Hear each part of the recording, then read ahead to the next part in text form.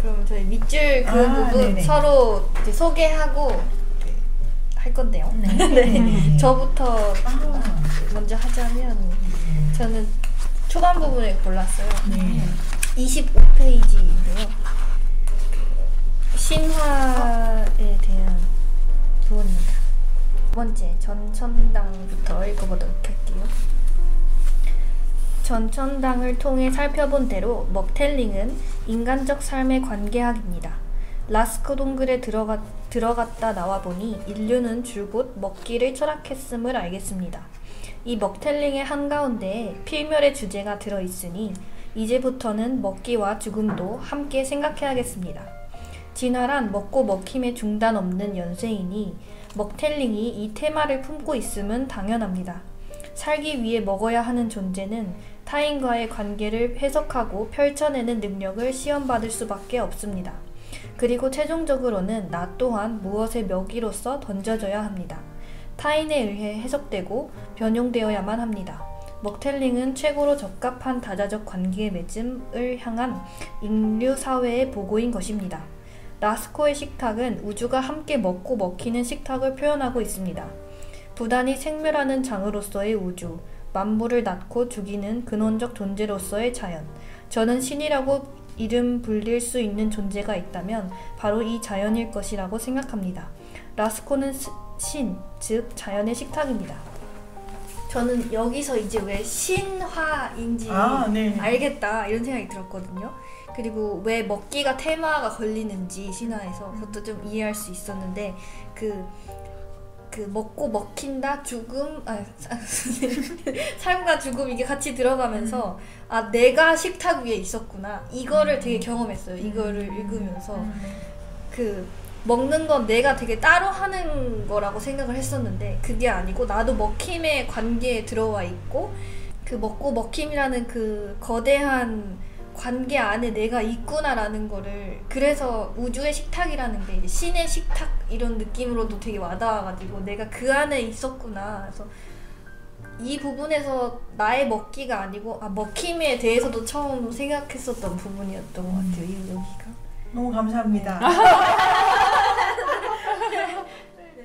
너무 감사합니다. 아니 마치 내 머릿속에 제 머릿속에 들어왔다 나가신 것처럼 그 생각이 지금 들어왔다 나가신 것처럼 너무 좋네요. 네. 보라쌤은 어느 부분 얘기셨죠? 저는 140쪽 좀부터 141쪽까지 좀 길게 골랐는데요.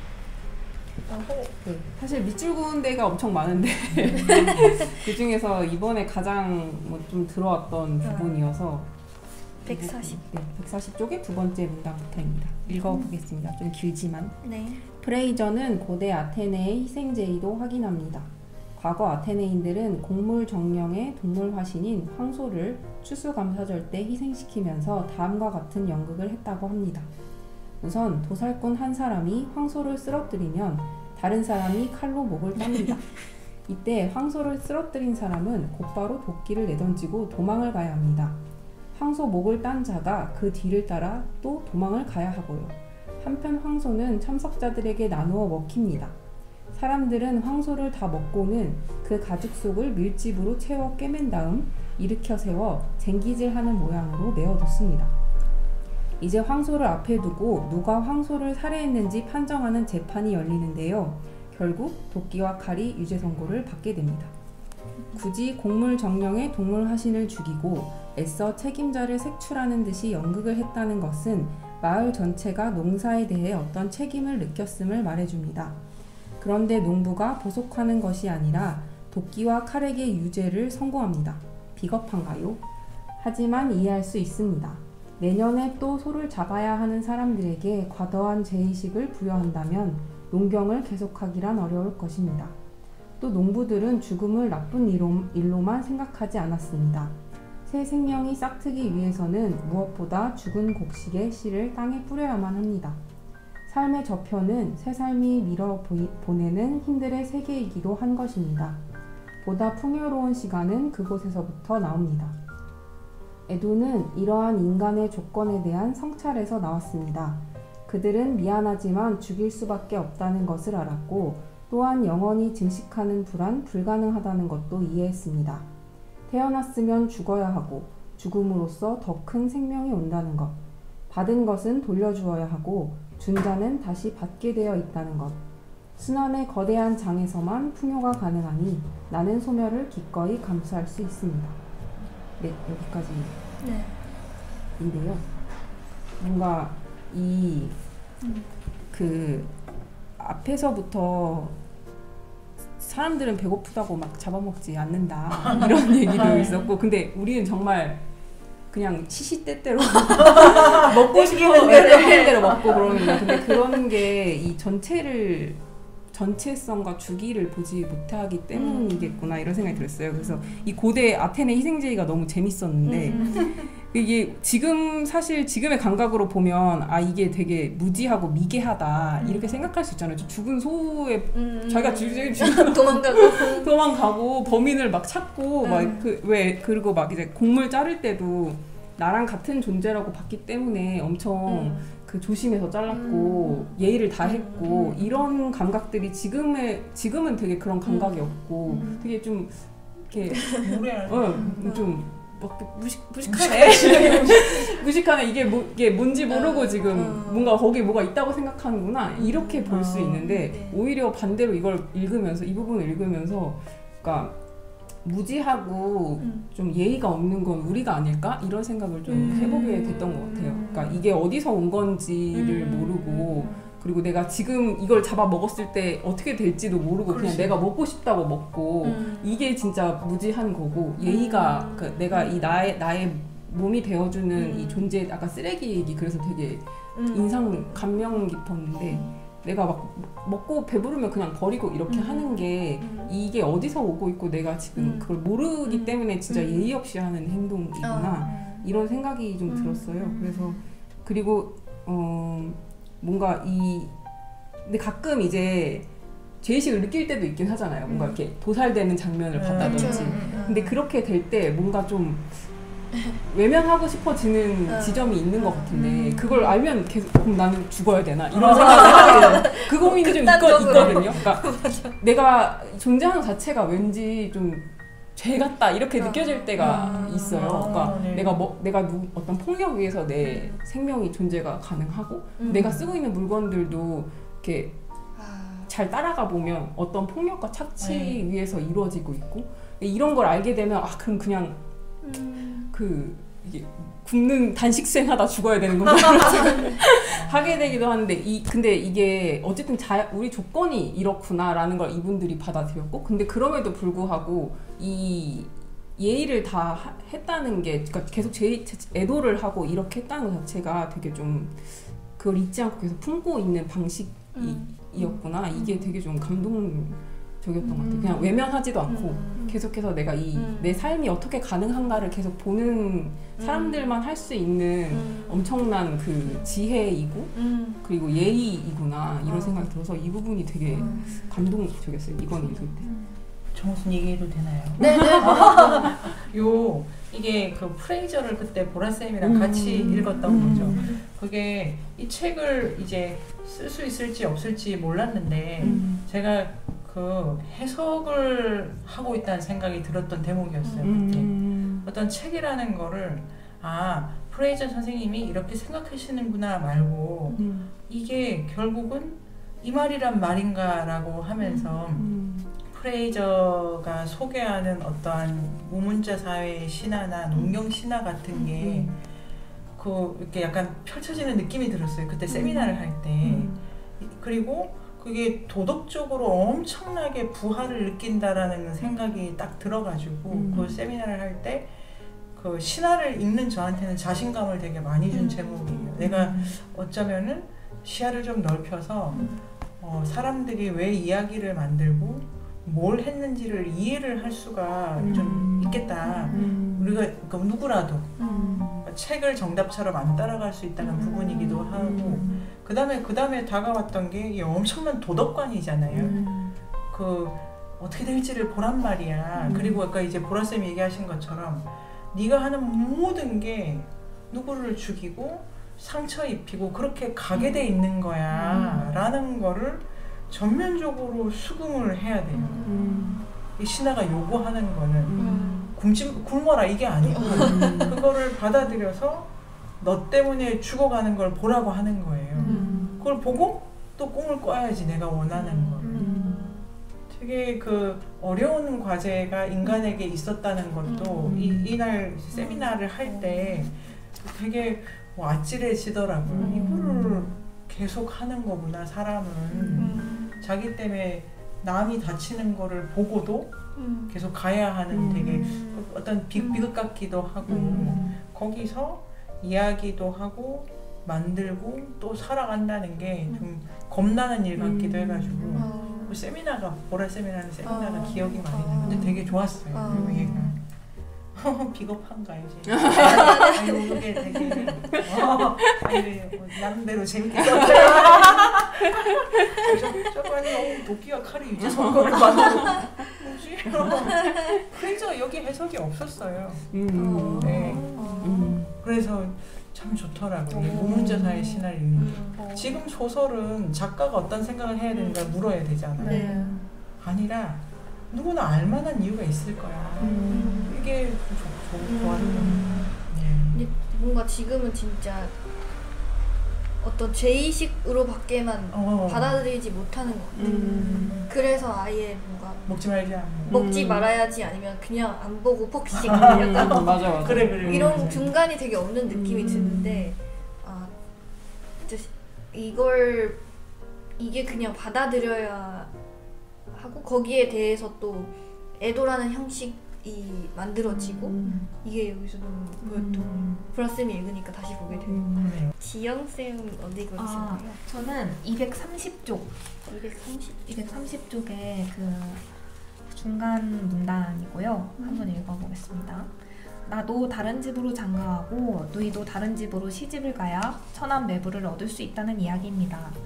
가족을 이루는 궁극의 목표는 두 사람의 사랑을 완성하는 데 있지 않고 좀 다르게 놀 친구를 찾는 데 있었습니다. 인생은 재미. 물론 이유는 좀 더 심오하지요. 낯선 사람이나 적으로부터, 즉 위협적인 영들로부터 자신을 보호하는 가장 단순하고 확실한 방법은 결혼을 통해 그들을 동지로 바꾸는 것입니다. 멜라네시아 원주민들은 전쟁 관계에 있는 사람들의 집에서만 신부를 데려오기도 했습니다. 적이든 친구든 관계가 전부입니다. 공생은 친한 것들 사이의 연대가 아니라 다른 것들 사이의 호혜적 연합입니다. 이 부분이 엄청 인상 깊었는데 특히 마지막 줄에 공생은 친한 것들 사이의 연대가 아니라 다른 것들 사이의 호혜적 연합입니다. 이런 부분이 인상 깊었던 게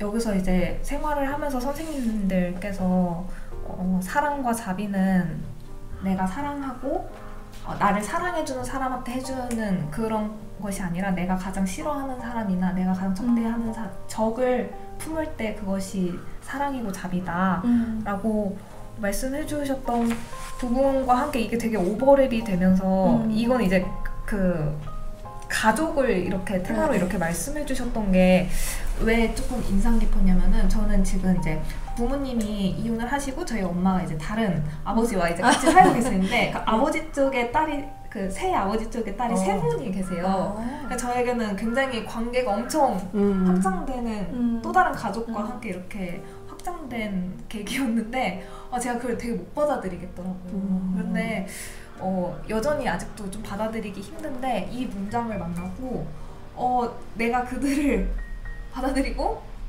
먹혀야지만 이게 굉장히 놀 수 있겠구나. 내가 그들과의 관계에서 내가 좀 유연하게 놀 수 있지 않을까라는 생각이 들어서 이 부분이 되게 재밌게 저한테 왔었어요. 그래야 내가 지금 여기서 공부하는 사람들이랑만 재밌게 노는 게 아니라 어색하고 싫고 피하고 싶은 그 사람들과 연대할 수 있어야 공생할 수 있겠구나. 이런 생각이 들어서 너무 좋았어요.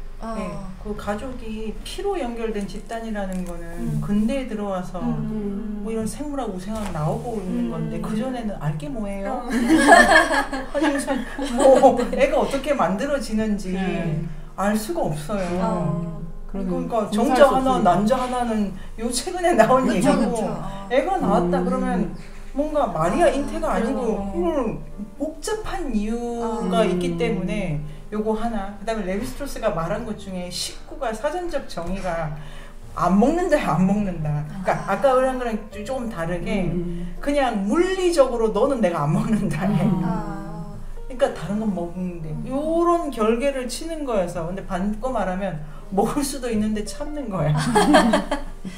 그러기로 그냥 하는 거야. 그러니까 여기에 아무런 의미가 따로 없고 그냥 필요에 따라서 그냥 요 정도 안 먹어야 뭐 좀 할만한 게 나오겠다라고 한 것일 뿐인 게 재미가 있죠. 사이 좋을 이유 하나가 없는데 그냥 사이 좋기로 가식적으로 그냥 좀 그냥 간다고 좀 참는다고 한 거지. 이유가 있어서 하는 거 아니야. 근데 달라지면 그래 이제 버려. 좀 하는 거야. 이런 게 좋죠. 관계라는 게 한정되어 있는 게 아니니까. 엔조이. 이러면 너무 좋지 않아요? 네. 왜 그래? 좀 재미가 있잖아. 이왕이면 딴 애랑 노는 게 좋지 않아? 그 친상간을 왜 재미없게 넌 네 동생이랑 그럼 계속 놀고 싶냐? 남을 만나고 싶은 거예요. 그 관계도 확장되기를 원하는 거예요. 너무 좋죠. 다른 거를 그렇게 좋아하는데 사람은. 선배님. 네. 제가 한 것도 되게 많이 겹쳐가지고 그래서 제가 그 인류학 공부도 너무 재밌어지고 이게 관계 학문이라는 것도 좋고 인류학 자체가 공동체론이었어요. 네.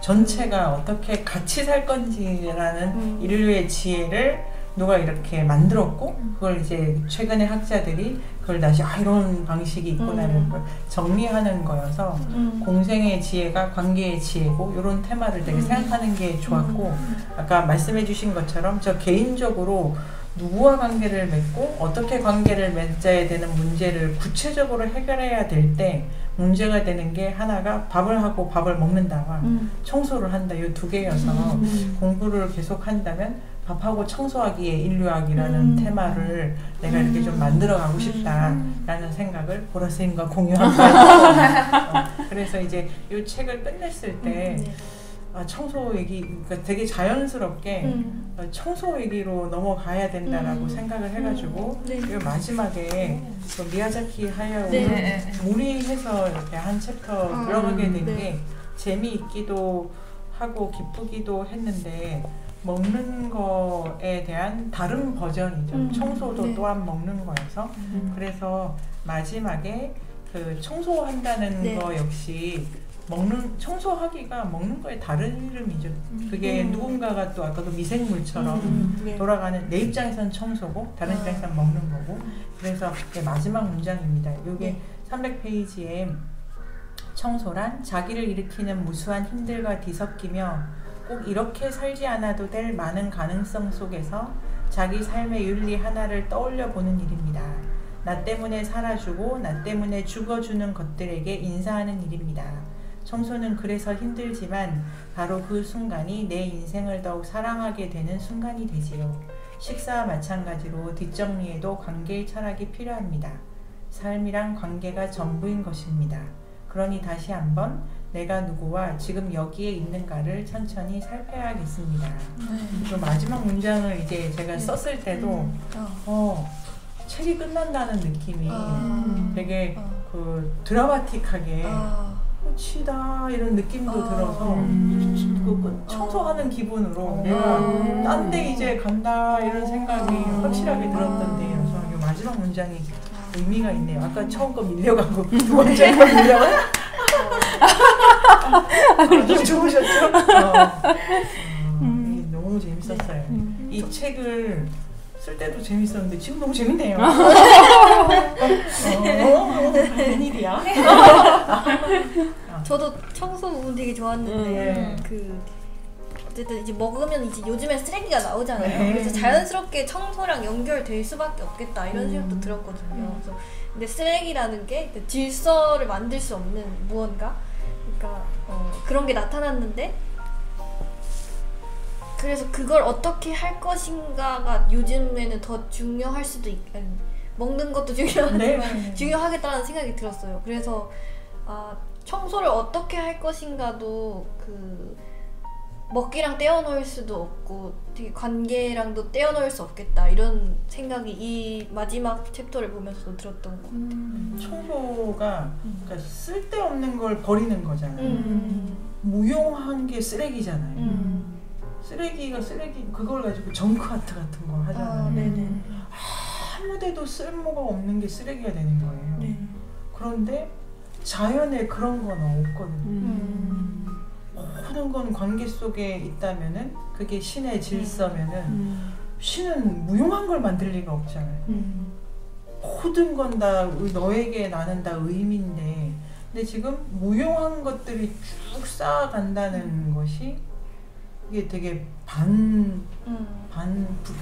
불경한 건데 그래서 그게 모든 걸 의미 있게 만들라는 얘기도 되기 때문에 그게 참 어려운 것 같아요.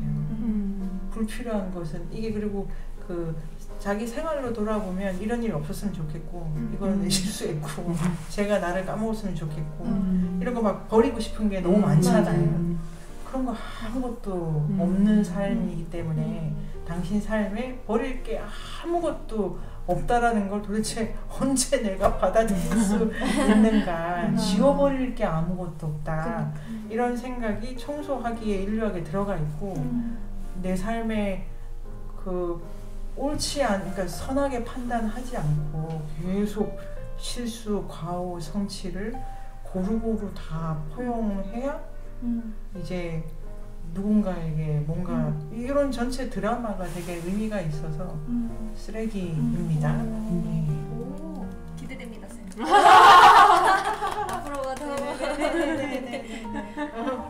그럼 쓰레기와 함께 진짜 쓰레기와 함께 너무 좋을 것 같습니다. 책 써보고 싶습니다. 네.